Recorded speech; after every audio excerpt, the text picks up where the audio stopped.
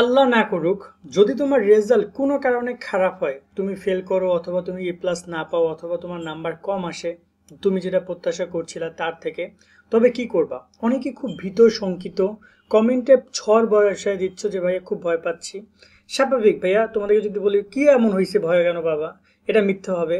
কারণ রেজাল্ট প্রকাশ হলে ভাই আমি নিজেই কাঁপাকাঁপি শুরু হয়ে যায়। আমার নিজের যতগুলো রেজাল্ট এখন পর্যন্ত পাইছি, আমার পড়াশোনা অলমোস্ট কমপ্লিট, তো যার কারণে এসএসসি এইচএসসি অনার্স মাস্টার্স সবগুলো রেজাল্টের দিনই আমার অবস্থা খারাপ হয়েছে।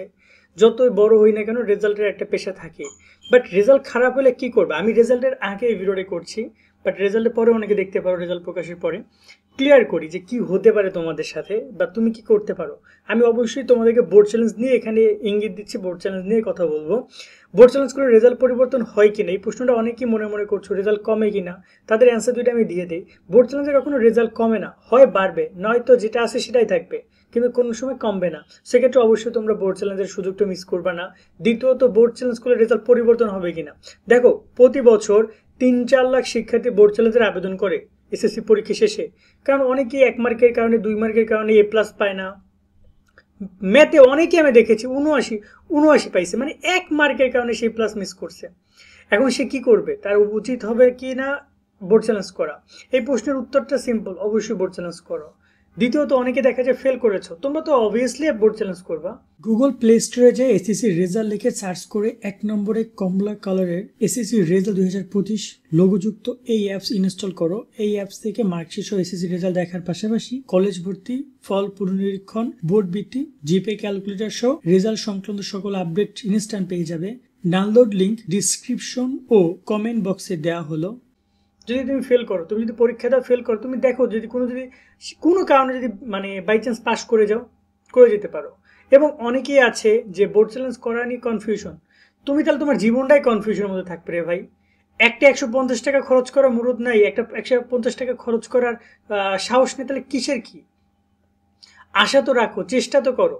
যদি শিক্ষা মন্ত্রণালয় এর আগের বছরগুলোতে, এবছর শিক্ষা উপদেষ্টা অনেক বড় বড় কথা বলতেছেন যে সঠিকভাবে মূল্যায়ন করবে, তেমন কোনো সমস্যা হবে না, শিক্ষার্থীদের জিপিএ 5-এর দিকে নজর দিচ্ছে না, সঠিক রেজাল্ট যে যেমন পাবে তা সে তেমন দেবে। এতে করে বোঝাই যাচ্ছে এবছর পাশের হার এবং হচ্ছে যে জিপিএ 5 কমতে পারে, স্বাভাবিক। জানি না রেজাল্ট প্রকাশ হলে তোমরা হয়তো বলতে পারবা।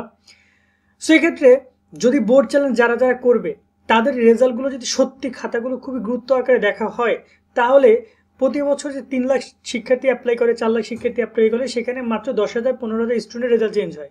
বাট যদি শিক্ষা বোর্ড এবছর গুরুত্বপূর্ণ ভূমিকা রাখে বোর্ড চ্যালেঞ্জের ক্ষেত্রে এবং গুরুত্ব দেয়, তাহলে সেই সংখ্যাটা 30-40-50,000 শিক্ষার্থীরও বোর্ড চ্যালেঞ্জের রেজাল্ট পরিবর্তন হতে পারে। কারণ অনেক ভুল আছে শিক্ষকদের, শিক্ষা বোর্ডের নিয়মের মধ্যে, যার কারণে শিক্ষার্থীরা ফেল করে, যার কারণে শিক্ষার্থীরা নাম্বার কম পায়। সেক্ষেত্রে এই রেজাল্টটা কিন্তু চেঞ্জ হইতে পারে যদি তারা গুরুত্ব আরোপ করে। অনেক সময় তারা বোর্ড চ্যালেঞ্জের বিষয়টা গুরুত্ব আরোপ করে না, যেমন তেমন করে 2-1টা দেখে তারা পাঠায় দেয়, তারপরে আর বাকিটা তারা দেখে না। বাট গুরুত্ব সহকারে একজন স্টুডেন্ট 150 টাকা দিচ্ছে কিন্তু তার খাতা মূল্যায়ন করার জন্য, সেক্ষেত্রে সঠিকভাবে মূল্যায়ন করাটা ইম্পর্টেন্ট। যদি সেটা বোর্ড করে তাহলে অনেক শিক্ষার্থীর রেজাল্ট পরিবর্তন হবে। এবং তোমাদের একটা কথা বলবো, বন্ধু যদি কেউ রেজাল্ট খারাপ করে, প্লিজ তার পাশে গিয়ে দাঁড়াও, তাকে সাপোর্ট করো যে বন্ধু কোনো ব্যাপার না, নেক্সট বার ট্রাই কর, জীবন থেমে থাকবে না, এরপর তুই হয়তো আমাদের থেকেও ভালো কিছু করতে পারবি। অভিভাবক যারা আছেন সন্তানদেরকে সাপোর্ট দেন, রেজাল্ট খারাপ হলে বকাঝকা করা থেকে বিরত থাকেন। গত 23-এ কয়েকশো শিক্ষার্থী ভুল কাজ করেছিল, তারা আর পৃথিবীতে নাই এই রেজাল্টের কারণে। এটা আসলে আমরা কখনো চাই না যে রেজাল্ট নিয়ে, এই রেজাল্ট প্রকাশ হওয়ার পর অনেক শুনতে পারবো অনেক বোকার কথা, কিন্তু এমনটা করা আসলে কি দরকার বলো তো? একটা পরীক্ষাটা 3 ঘন্টার পরীক্ষার মাধ্যমে তোমার জীবনের মূল্যায়ন হয় যে তুমি মেধাবী নাকি তুমি মেধাবী না। অফকোর্স তুমি মেধাবী, হয়তো তুমি পরীক্ষা ভালো করছো না, হয়তো তুমি গানে মেধাবী, তুমি নাচে মেধাবী, তুমি তোমার অন্যটা দক্ষতায় তুমি অনেক মেধাবী। সবাই যে পড়ালেখায় পারফেক্ট হতে পারে তা না। পড়ালেখা শুধুমাত্র পাস করার জন্য, তোমার একটা গ্র্যাজুয়েশন কমপ্লিট করছো, তুমি শিক্ষা অর্জন করছো, ঠিক আছে, বাট অন্য একটা ফিল্ডে তুমি ফাটাই করতেছো, সেখানের মাস্টার তুমি, সেখানে বড় বড় মানুষদের তুমি হারাই ফেলতে পারো, এত পরিমাণ তোমার দক্ষতা আছে, তুমি সেটা খুঁজো, সেটা বের করো, সেইটা তোমাদেরকে আমি বলবো। এবং বোর্ড চ্যালেঞ্জ করার পরামর্শ সবাইকে আমি এই ভিডিওতে দিতে যাচ্ছি। বোর্ড চ্যালেঞ্জ নিয়ে ডিটেলস ভিডিও পাবে, সেটা দেখে বোর্ড চ্যালেঞ্জ করে নিও ভাইয়া, কিছু হবে না, কর, ইনশাল্লাহ ভালো কিছু হবে তোমাদের জন্য। যেটা আল্লাহ তাআলা ভালো রেখেছে সেটাই তিনি করবে। আজকের মতো ভিডিওটা এখানে শেষ করছি, সকলে অনেক অনেক ভালো থাকবা, আল্লাহ হাফেজ।